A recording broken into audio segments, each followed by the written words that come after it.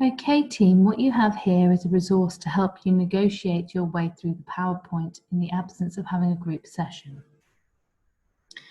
It's pretty straightforward. You're going to use the PowerPoint as your lesson guide. So as you flick through, it'll give you your normal information, i.e. what the aim is today, our lesson objectives, what you'll need for today, what you will produce by the end of this session, or at least in preparation for the next session.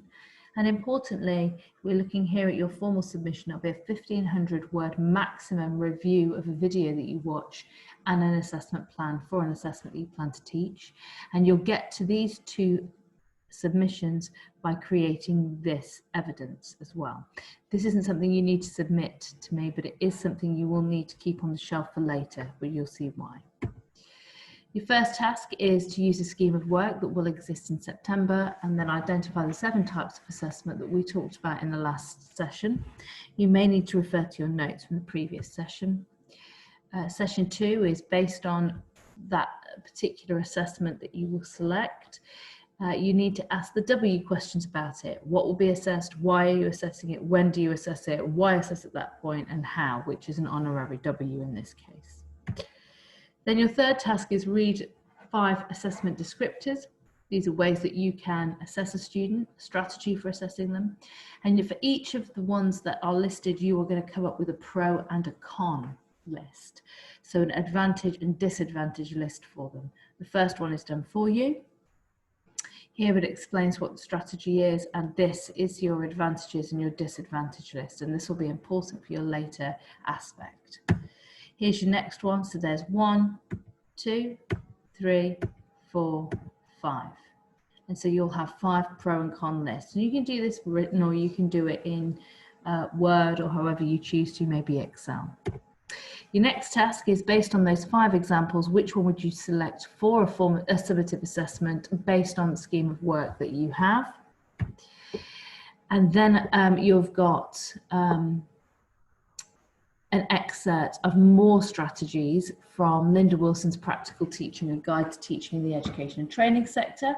You're going to use the CAPS method to get to grips with this particular section of research, which means as you're looking through, and it will have been emailed to you, as you're looking through the research, you're going to answer these 4 things about your excerpt. So you're going to clarify or highlight any words that are new to you that you don't know in a colour of your choice. We've done this before. We did it with the objectives David Didow article. You're going to ask questions of the text. You would do this if you did a production log. So you see how this will fit nicely into your research log. You're going to ask questions of that resource that will help demonstrate your understanding. For example, you might annotate where you think you agree with the points that Linda's put in these strategies or not.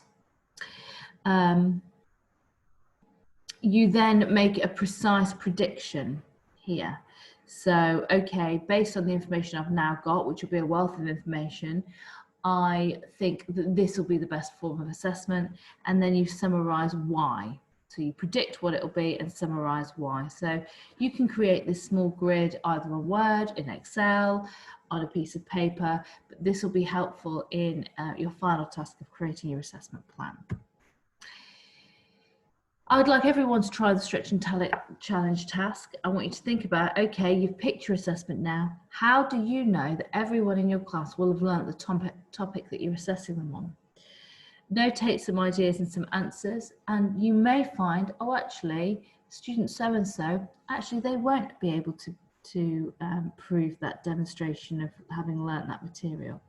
And you can start to explore why. And that comes into your FAIR assessment guidelines that we looked at last week with the indicators such as whether it was practical or whether it was of value to the students, etc. Then this is going to take up the chunk of your session. Basically, this helps you to understand how do you know if a student is learning or not, particularly for those students that are not forthcoming with information. So we're answering that question that we've just asked in the previous slide. You're going to watch this video. You just click on this clip here and it'll take you to Teachers TV. This is what you're going to write your review on. And it's basically a video where Dylan William created an experiment in a school where he looks at this idea of taking away the hands-up technique of assessing learning. And it's the different techniques that he puts in place, the barriers that he comes across with the staff members. So he's really looking at how he communicates his thoughts and feelings and strategies to other professionals who are invested in the learner's achievement. And, you know, there's some really interesting research that's formulated there. And this can be added to your research log. It can be considered primary data because you're looking at an experiment in what would be essentially real time. Lots of people contribute to it, so it's a really good form of data to use. Then I break down here how you're going to summarize your findings in that video. And as it suggests here, you're going to write a formal review for the Kudos Teacher TV Times. The review is entitled Effective Assessment Experiment Review, and you basically are going to break it down like this. This is the absolute basic I would expect, and then you can embellish should you feel you need to. And this is about your ICT skills, really, this task, as well as your learning. So I'm thinking, you know, can you format this review to look like it would occur in a magazine? Have you thought about the type of language that you'll use, what tense you'll use? Have you thought about how you'll structure it in terms of the reader and what the reader is expecting to look at, short paragraphs? This is not an essay. Then what you're going to do is consider, based on everything that you've learned and done so far, would your assessment score 65% or above in our fair assessment diagnostic? You should probably go and use that and work out whether it will or not based on everything you've learned. You might steal some ideas from the video that you watched with Dylan William. Then we've got a stretch and challenge. So this is a little bit lateral, I suppose. You're going to use your math skills. So this is us embedding them into our development.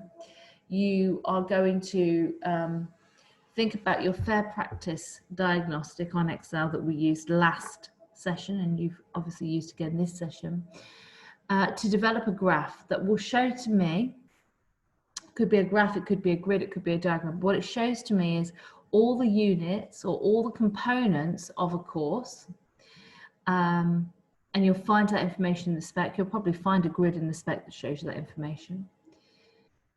The unit that you're focused on and the types of assessment used. And what we're looking at here is that for that particular unit, whether that's a term or 3 terms, or it's looked at over a year, are you only using one form of assessment, or are there varied forms of assessment? And how can you present that data to me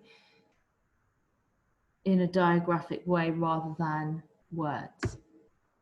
Then you're going to complete an assessment plan of which you've been given an editable template. Again, that's the very basic I would expect, so embellish at your will. And that's your session. So if there are any questions, please let me know. This is not the lesson that I've just gone through in terms of me teaching it. This is just a supporting guide to help you track through that lesson should you need it. Good luck. I'm on the end of an email. I hope you have a great time exploring how we can make sure learners learn and how we can be very, very aware and use the internal and external requirements for assessment to our best of our ability and essentially to our advantage.